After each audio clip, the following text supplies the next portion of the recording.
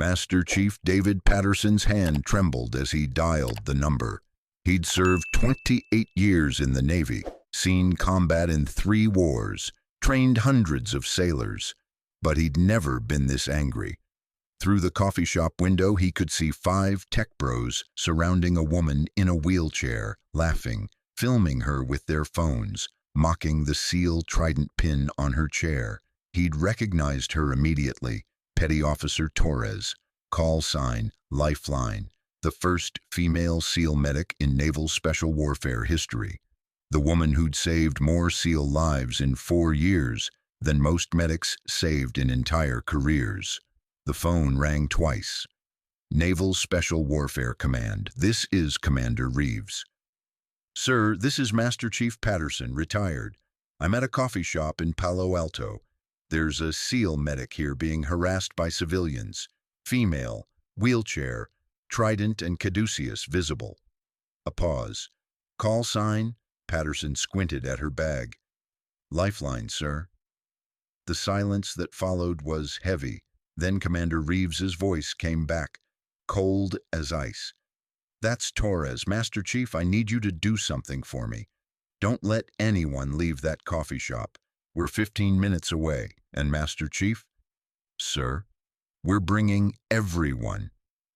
If you're watching this story from anywhere in the world, we'd love to know where you're joining us from. Drop a comment below telling us your city or country.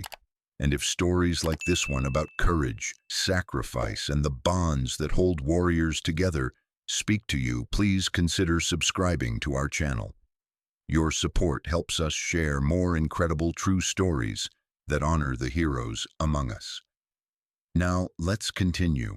Mia Torres hadn't planned to stop at Brewhaven that afternoon, but her online biology class didn't start for another hour, and she needed caffeine and Wi-Fi. At 29 years old, Mia had lived more lives than most people twice her age. Petty Officer First Class Mia Torres, United States Navy, Naval Special Warfare Command, combat medic attached to SEAL Team 3, 4 combat deployments, 52 lives saved under fire, the first female SEAL medic in history. Her call sign, Lifeline, had been earned in blood and sand in Afghanistan, where she'd crawled through a minefield to save 4 dying SEALs and paid a price that would mark her forever. She wheeled herself through the door at 2:15 p.m., her custom carbon fiber wheelchair, navigating carefully around crowded tables. A small gold SEAL trident pin was attached to the side, barely an inch tall. Most people never noticed it. She ordered a black coffee, found a spot near the window, opened her laptop, and tried to focus on cell biology. That lasted about 10 minutes. Dude, check this out. The voice was loud, intentionally so. Mia didn't look up. She'd learned that the best response to stares was no response. Is that a Navy SEAL pin on her wheelchair? Another voice, younger. Bro, she's trying to pretend she's a SEAL. Now Mia looked up. 5 men stood near the counter, mid-20s to early 30s. Designer clothes, Apple watches, the Silicon Valley uniform. Derek Walsh, 32, CEO of a startup that had just raised $50 million. Tyler Chen, 28, CTO with 200,000 Instagram followers. Marcus Kim, 30, VP of Marketing. Brandon Lee, 27, Lead Developer. Josh Martinez, 29, Operations Head. This is content gold, Tyler muttered, iPhone already filming. Stolen valor in real time. She probably bought that at an army surplus store, Marcus said loudly. In the corner, Master Chief David Patterson felt his jaw tighten. He'd been coming to this coffee shop for 3 years since retirement. He knew the type. Tech bros who'd never served, never sacrificed. But he also recognized that pin and the woman wearing it. 3 years ago, he'd stood in the audience at Naval Special Warfare Command when Petty Officer Torres had been awarded the Navy Cross. He'd watched hardened SEAL operators weep as her citation was read.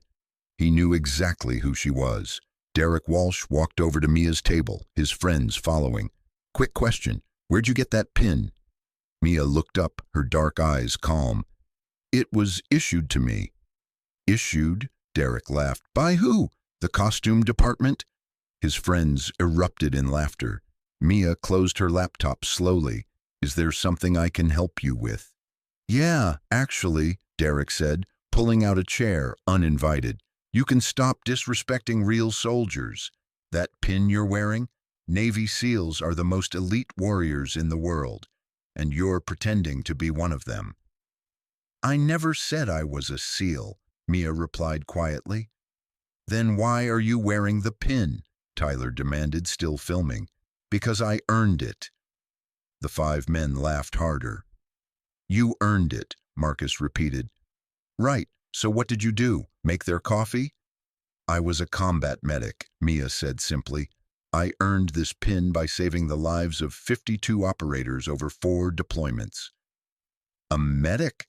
Derek said mockingly. So you're not actually a SEAL. You're support staff. That's stolen valor, sweetheart. Don't call me sweetheart, Mia said, her voice hardening. In the corner, Master Chief Patterson was already on his phone, his voice low and urgent. Naval Special Warfare Command, this is Commander Reeves. Sir, this is Master Chief Patterson, retired. I'm at a coffee shop in Palo Alto. There's a SEAL medic here being harassed by civilians, female, wheelchair, trident and caduceus visible. A pause. Call sign? Lifeline, sir. The silence stretched for 3 full seconds, then, that's Torres. Yes, sir. Jesus Christ. A pause. Patterson, don't let anyone leave that coffee shop. We're in Monterey, 15 minutes if we push it. And Master Chief, we're bringing everyone. Patterson returned to his seat, positioning himself between the tech bros and the exit. He crossed his arms and waited. At Mia's table, the harassment escalated. Derek leaned against her table. Here's what I think. I think you bought that pin online. I think you're using your disability for sympathy and pretending to be a hero. You don't know anything about me, Mia said. Then prove us wrong, Brandon challenged. If you saved all these SEALs, tell us about it.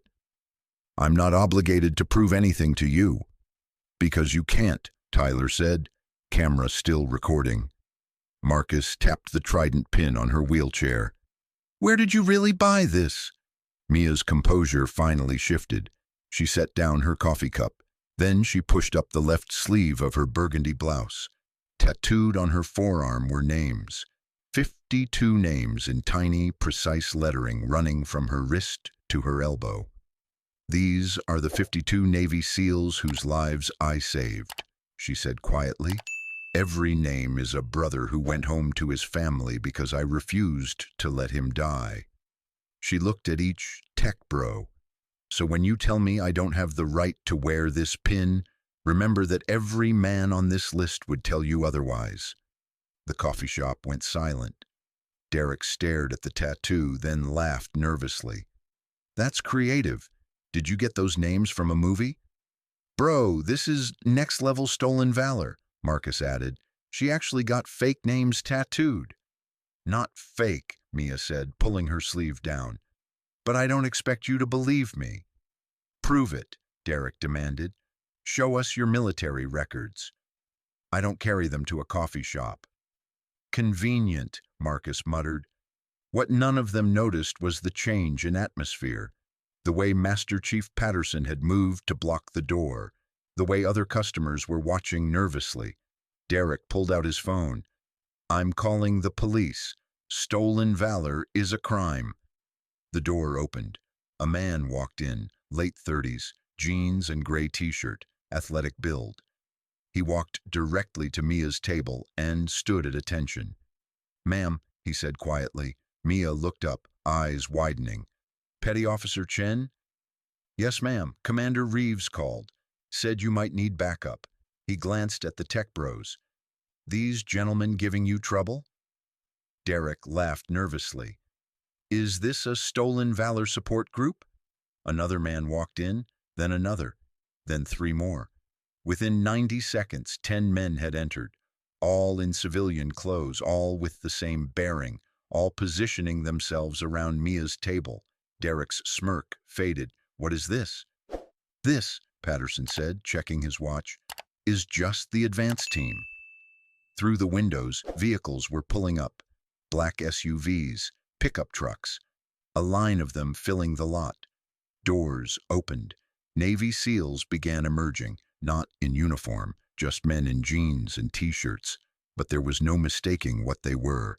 10 became 20, 20 became 30, 30 became 40. They filed into Brewhaven, filling every space, standing shoulder to shoulder, a wall of quiet strength. Other customers pressed against the walls, phones out, recognizing something extraordinary was happening. And then Commander Michael Reeves walked through the door.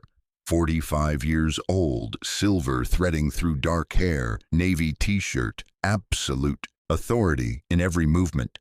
His eyes swept the room. The tech bros, their phones. Mia sitting calmly before settling on Derek. "Gentlemen," Reeves said, his voice conversational but with cold steel underneath. "I understand you've been questioning Petty Officer Torres's right to wear the SEAL trident." We didn't know," Derek stammered. "You were filming her, mocking her, accusing her of stolen valor. Is that accurate?" "Sir, we thought—" "I'm not interested in your excuses."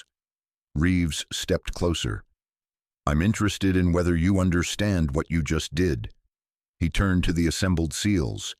"Petty Officer First Class Mia Torres. Call sign Lifeline.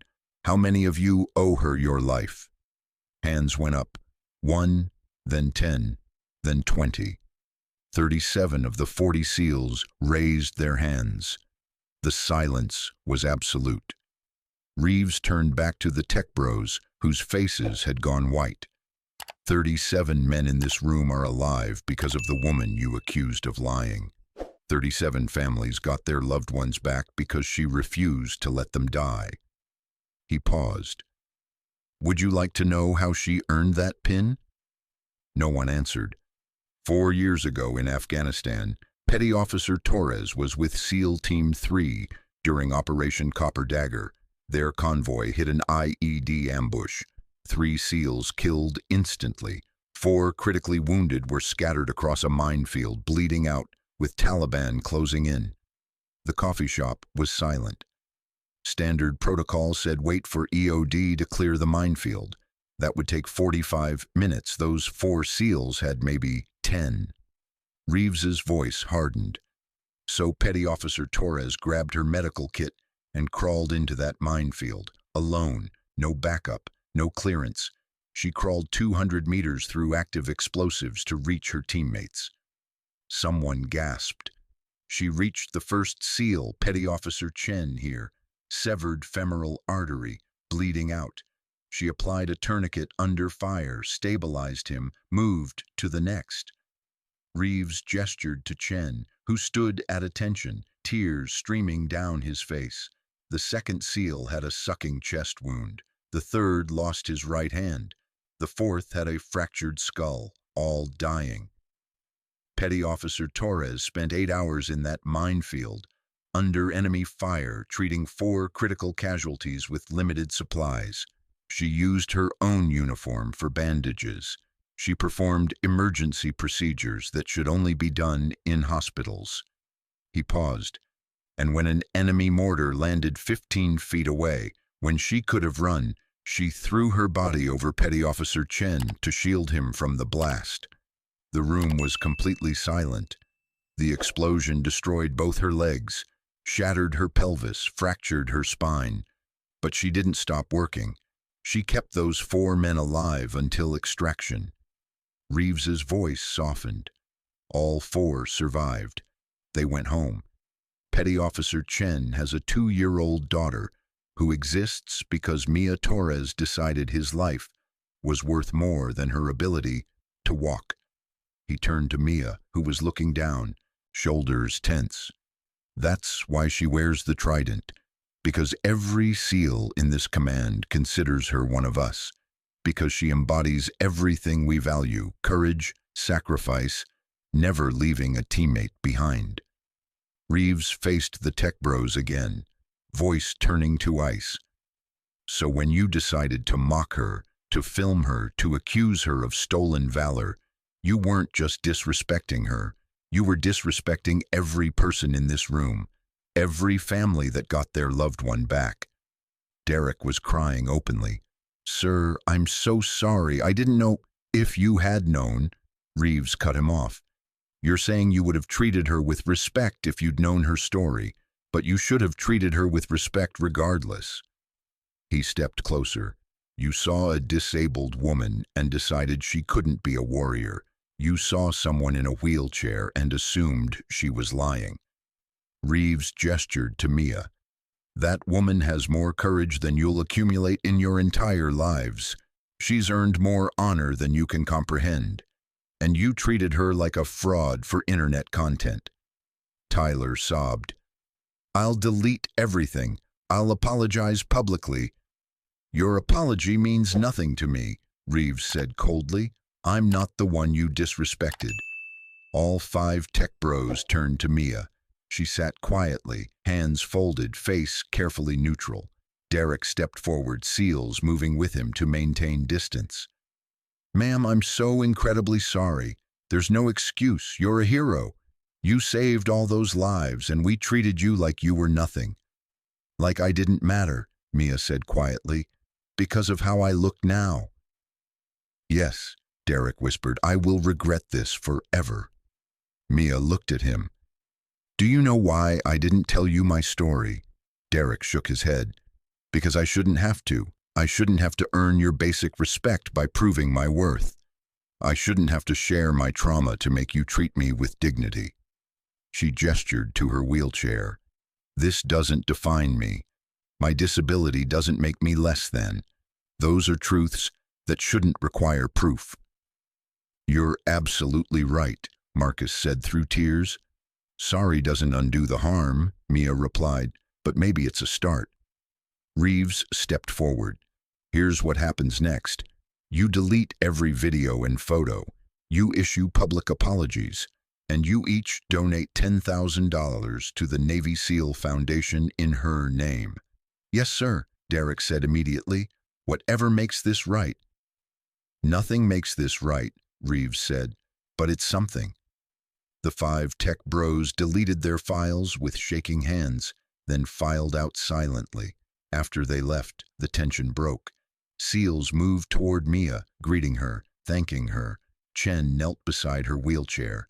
"Ma'am, I'm sorry you went through that. You saved my life. I have a daughter because of you.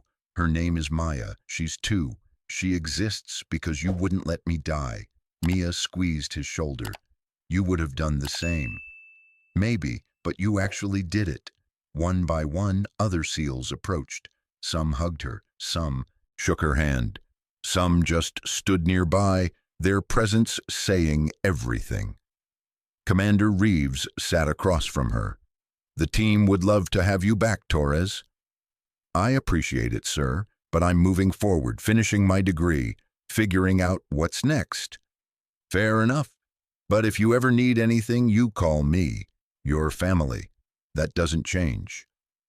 After the SEALs left, Mia sat alone in the coffee shop. She looked at her laptop, at the biology assignment, then at her wrist, where 52 names marked her skin. She'd lost her legs earning those names, lost her career, lost the life she'd planned, but she'd gained something irreplaceable. She'd learned that strength wasn't about what you could do. It was about what you refused not to do. Mia opened her laptop and returned to work. She had an exam next week, then organic chemistry, then physician assistant applications. The path forward looked different, but it was still forward, and that was enough. 3 days later, Derek Walsh posted a video across all his platforms. "My name is Derek Walsh. I need to tell you about the worst mistake of my life." He described the incident, showed the deleted videos, read Mia's Navy Cross citation. "I saw a disabled woman and decided she was lying. Petty Officer Torres saved 52 lives. She gave her legs to save 4 SEALs.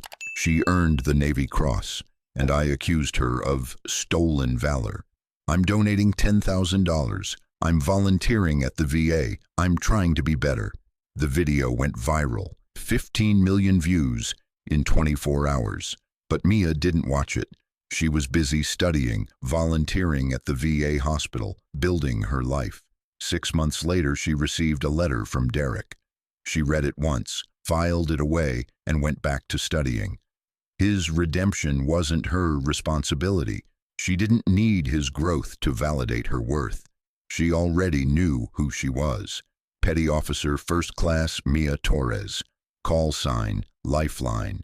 Navy Cross recipient, combat medic, warrior, a woman who saved 52 lives. And that would always be enough if this story moved you, if it reminded you that heroes come in all forms, that disability doesn't diminish valor, and that the strongest among us are often those who've sacrificed the most. Please subscribe to our channel, and right now on your screen, you'll see another incredible story waiting for you. Click it, watch it, and remember, every person carries battles you know nothing about. Some of them saved lives you'll never know existed. Thank you for watching.